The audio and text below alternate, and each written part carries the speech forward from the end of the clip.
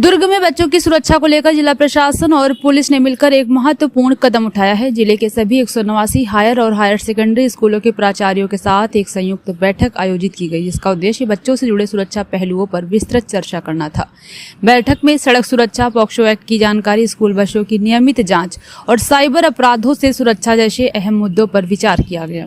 अधिकारियों ने स्पष्ट किया है कि इन प्रयासों का उद्देश्य बच्चों को सुरक्षित, जागरूक और सशक्त बनाना है।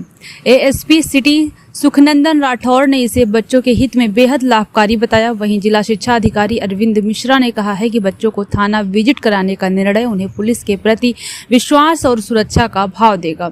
दुर्ग में ये पहल बच्चों की सुरक्षा को लेकर एक सशक्त मॉडल के रूप में सामने आ रही है।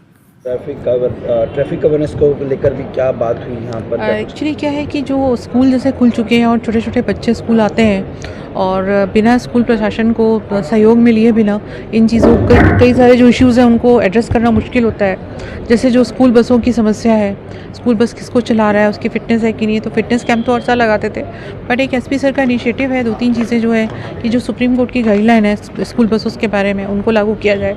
नाबालिग बच्चों को किसी तरह से गाड़ी ना ली जाए, स्कूल के सामने स्टॉपर्स रखे जाएँ, जिससे कि जब स्कूल की छुट्टी होती है या स्कूल लगता है तो कम से कम बच्चों की सुरक्षा सुनिश्चित हो।